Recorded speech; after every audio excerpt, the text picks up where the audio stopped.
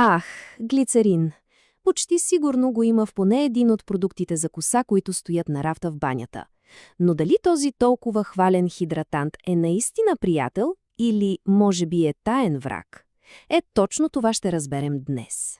Да, името му се среща на етикетите на безброй продукти, но се питаме, дали този хидратиращ герой всъщност не крие някаква тъмна страна. Страна, която може би без да се усетим, вреди на косата. Хайде да разберем. Добре, нека започнем от начало. Първо, да видим защо глицеринът има такава, звездна репутация. И това не е преувеличено. Глицеринът наистина е навсякъде в козметичната индустрия, от кремове за лице до шампуани. И за това си има много добра причина. И така, какво точно е глицеринът?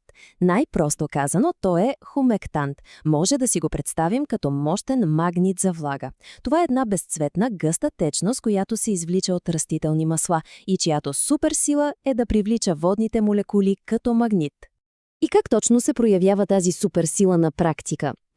Глицеринът обещава наистина интензивна хидратация, като буквално издърпва влагата от въздуха и я вкарва дълбоко в косама. Това прави косата по-еластична, по-гъвкава и съответно по-малко склонна към накъсване. А за къдравите коси, за тях той е истински дар. Придава мекота, блясък и онази красива, оформена дефиниция. И точно когато си мислим, че сме намерили перфектната съставка за коса, се появява един ключов обрат в историята. Оказва се, че ефективността на глицерина не е нещо абсолютно. Не, всъщност тя е изцяло зависима от един външен фактор – влажността на въздуха. И тук е същината на проблема. Тази, така да се каже, двойствена природа на глицерина. Когато влажността на въздуха е висока, той привлича твърде много вода и резултатът е фриз. Косата става хвърчеща и обемна, но не по добрия начин. Но пък при сух климат се случва обратното, което е по-лошо. Глицеринът започва да изтегля влагата от самата коса навън, към сухия въздух, оставяйки я още по-суха и крехка от преди. Този цитат от изходния материал обобщава всичко перфектно. Ключовия момент е, че климата, в който живеем, играе огромна роля за това дали глицеринът ще бъде приятел или враг на косата. Но, разбира се, климатът не е единственият фактор. Нека преминем към нещо по-лично – самият тип коса.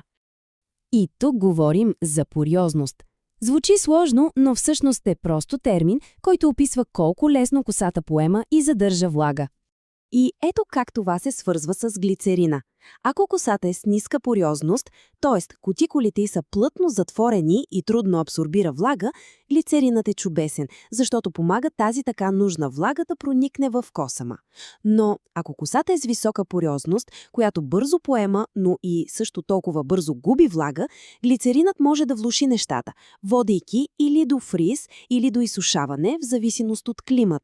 И така, след като разгледахме всички страни на монетата, каква е финалната присъда за глицерина? Очевидно е, че няма прост отговор да или не. Глицеринът не е нито абсолютен герой, нито злодей. Той е мощен инструмент, който просто изисква знания, за да се използва правилно.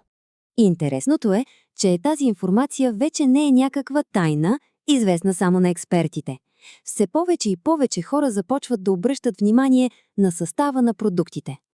Данните го доказват. Една анкета от началото на 2024 година, проведена сред над 250 души, разкрива, че голяма част от тях вече активно избягват глицерина в продуктите си за коса. И козметичната индустрия определено слуша. В отговор на това потребителско търсене виждаме възход на формули без глицерин. Те разчитат на други страхотни увлажнители, като алоe вера, пантенол и различни натурални масла, за да осигурят хидратация без риск. В крайна сметка, ако трябва да се запомни само едно нещо от този анализ, то е следното. Всичко се свежда до два основни фактора – външния свят, т.е. климата, и вътрешния, т.е. индивидуалният тип коса. И така, остава финалният въпрос. Въоръжени с това знание, всеки може да погледне етикетите по съвсем нов начин и да вземе информирано решение за това, кое е наистина най-доброто за неговата собствена уникална коса.